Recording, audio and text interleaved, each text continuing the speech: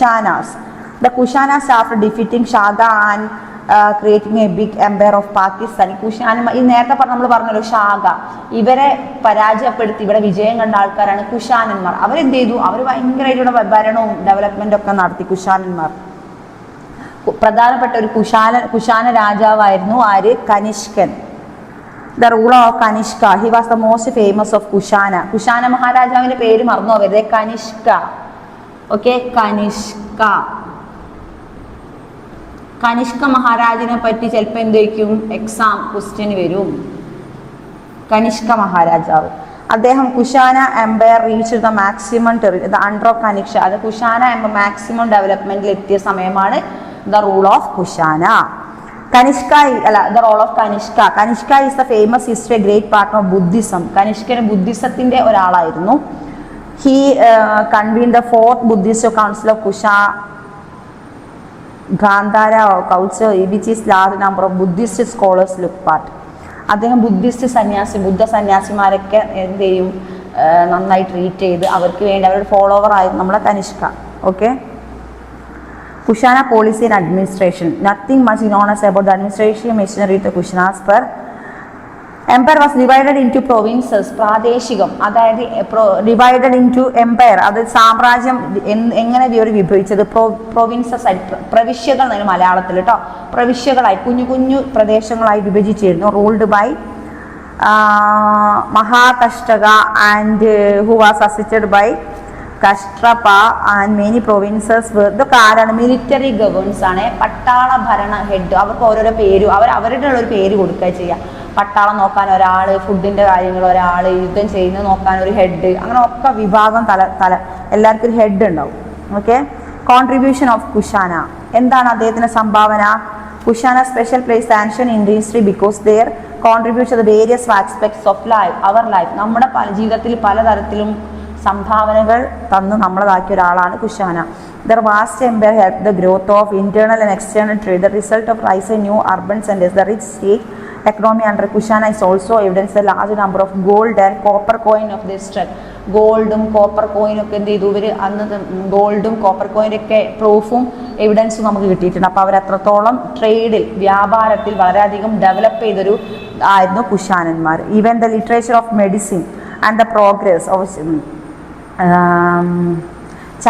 ചരക സംഹിത. നിങ്ങൾ ഒരു ചരകൻ, അദ്ദേഹം നല്ലൊരു മെഡിസിൻ സ്പെഷ്യലിസ്റ്റ് ആയിരുന്നു. ചരക സംഹിത, അതിൽ പല ഇപ്പോഴുള്ള രോഗങ്ങളെ സംഭവങ്ങളൊക്കെ കണ്ടുപിടിച്ചതും ആ ഒരു ചരകൻ്റെ, നമ്മളൊരു എന്താ പറയുക, നമ്മളെ ഒരു കഴിഞ്ഞു പോയ കാലഘട്ടത്തിൽ നമ്മളൊരു ആചാര്യൻ എന്നൊക്കെ പറയും. നമ്മളിപ്പോൾ റെസ്പെക്റ്റോടെ ഓർക്കുന്ന ആചാര്യന്മാർ.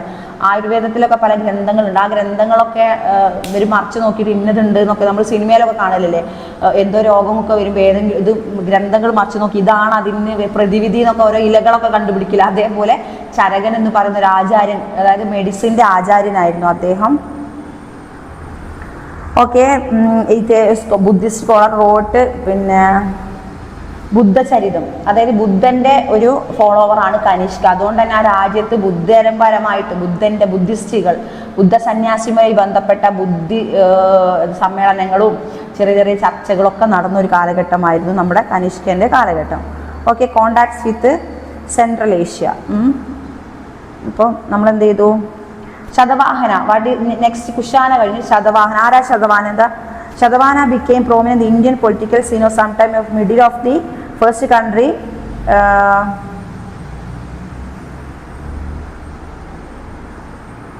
Shaka ruled western of India. His kingdom is Satavahana political administration. Satavahana അവർ എന്ത് ചെയ്തു? അവർ അത്യാവശ്യം കോൺട്രിബ്യൂഷനും ഡെവലപ്മെന്റ് ഒക്കെ നടത്തിയൊരു സൊസൈറ്റി ആയിരുന്നു നമുക്ക് ഇന്ത്യയിൽ ഉണ്ടായിരുന്നു. Satavahana policy and administration. Satavahana kingdom was divided into sub divisions called aharas and extras. Okay, ഇവർ ശതവാഹനന്മാരും. നേരത്തെ നമ്മൾ പറഞ്ഞു കനിഷ്കനും എന്ത് ചെയ്തിട്ടുണ്ട്? പ്രൊവിൻസസ് ആക്കി. പ്രൊവിൻസസിൻ്റെ മലയാളമാണ് പ്രവിശ്യകളായിട്ട്, പലതരം പ്രദേശങ്ങളായിട്ട് തരംതിരിച്ചിട്ട് അതിലേക്ക് ഓരോ അഡ്മിനിസ്ട്രേഷൻ റൂളുകളും അതിന് ഓരോരോ ഹെഡ്മാർ.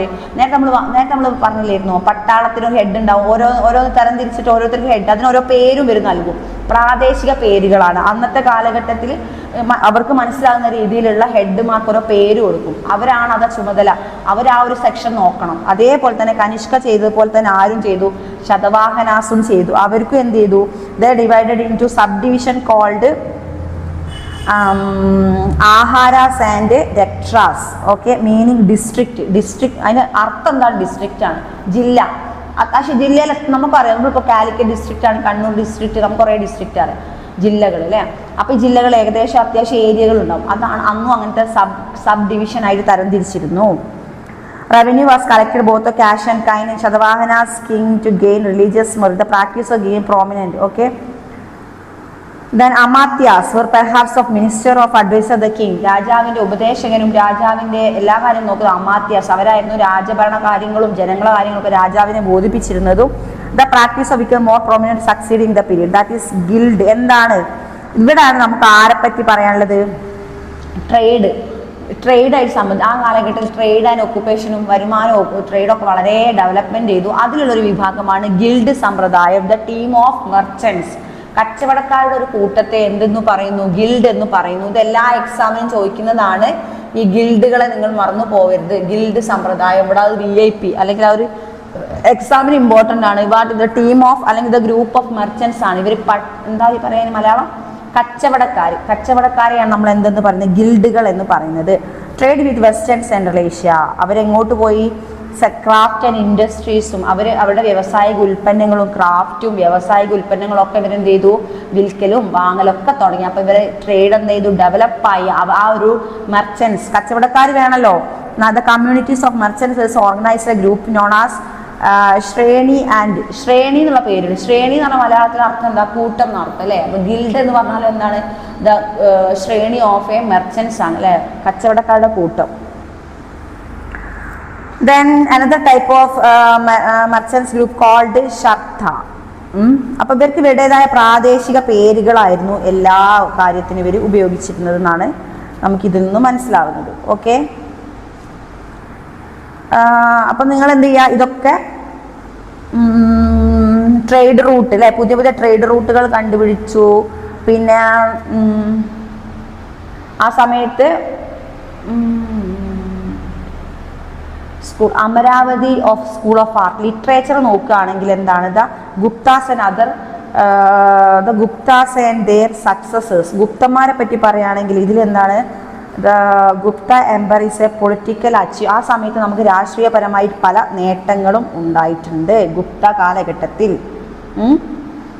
The rise of Gupta Empire, the political achievements of the rulers and emergence of a regional kingdom after decline of Gupta's nature, Gupta post-Gupta political structure. Okay, cultural development, special reference of literature and Brahmanical tradition of emergence, Puranic religion, development of science and technology, science-ഉം technology, literature, കൾച്ചറും economic, social എല്ലാവിധ തരത്തിലും development ആയ ഒരു കാലഘട്ടമായിരുന്നു Chandragupta. The real founder of the Gupta Empire was Chandragupta first. The year of this occasion AD 319 Chandragupta എന്ന് പറയുന്ന ഒരാൾ ഗുപ്ത ഭരണം ഏറ്റെടുത്തത്. Okay, Chandragupta was succeeded by his Samudragupta. Samudragupta followed policy of conquest of enlarged of സമുദ്രഗുപ്തൻ എന്നാണ്. ചന്ദ്രഗുപ്തനെ പിന്നീട് വന്ന സമുദ്രഗുപ്തൻ എന്ന് പറയുന്ന ആളാണ് പിന്നീട് അത് കാലഘട്ടം ഡെവലപ്മെന്റ്സ് ഒക്കെ കോൺട്രിബ്യൂഷൻ ഒക്കെ നമ്മുടെ ഇന്ത്യയിലേക്ക് തന്നത്. ഇത് Ganga Yamuna followed a policy of annexation. He defeated and mega rulers. അതായത് അന്നത്തെ കാലഘട്ടത്തിൽ അടുത്തടുത്തുള്ള അയൽ രാജ്യങ്ങൾ കീഴടക്കുക എന്നുള്ളതാണ് നമ്മുടെ സ്പ്രെഡ്. അല്ലെ, ആ രാജ്യം കീഴടക്കി തൻ്റെ രാജ്യത്തോട് ചേർത്തിട്ട് അവനവൻ്റെ രാജ്യത്തിൻ്റെ വിസ്തൃതി വ്യാപിപ്പിക്കുക എന്നാണ് പണ്ടത്തെ ആ ഒരു പ്രാദേശിക കാലഘട്ടത്തിൽ ഒരു റിയാലിറ്റി. അതാണ്. അതുകൊണ്ട് തന്നെ ഈ സമുദ്രഗുപ്തനൊക്കെ എന്ത് ചെയ്തു? ചന്ദ്രഗുപ്ത ഫസ്റ്റ്, ചന്ദ്രഗുപ്ത സെക്കൻഡ്, സമുദ്രഗുപ്ത 1, അങ്ങനെ 1, 2, 3 എന്ന് പറഞ്ഞിട്ട് ഈ രാജ പാരമ്പര്യങ്ങൾ എന്ത് ചെയ്തു? ഒരാൾ കഴിഞ്ഞ് മറ്റൊരാൾ. അപ്പോൾ ഇവർ ഓരോരുത്തരുടെ കാലഘട്ടത്തിലും ചെയ്യുന്നത് അവനവൻ എല്ലാ റൂൾസാണ്. അവരെന്താണ്? അടുത്ത അയൽപ്രദേശങ്ങൾ കീഴടക്കുക എന്നാണ് ഇവർ. ഇത് ഡിക്ലൈൻ ചെയ്ത് എങ്ങനെയാണ്? Chandragupta was succeeder son Kumaragupta. He was able to maintain the empire build by his father. അതായത് അച്ഛൻ മരിച്ചാൽ മകൻ, ആ രീതിയിലാണ് രാജവംശം മുന്നോട്ട് പോകുന്നത്. Chandragupta first, Chandragupta second. Okay, ആരാണ് മൈത്രകാസ്വർ? Tributary chief of Guptas. Tributary ചീഫാണ്. അവരുടെ കാര്യങ്ങളും അവരുടെ എല്ലാ ട്രേഡും അവരുടെ പട്ടാള ആരെ എങ്ങോട്ടാ പോകുന്നത്, ഏത് ഭാഗത്താ പോകുന്നത്, അവർക്ക് ഓരോ ഹെഡുകളാണ് അല്ലേ.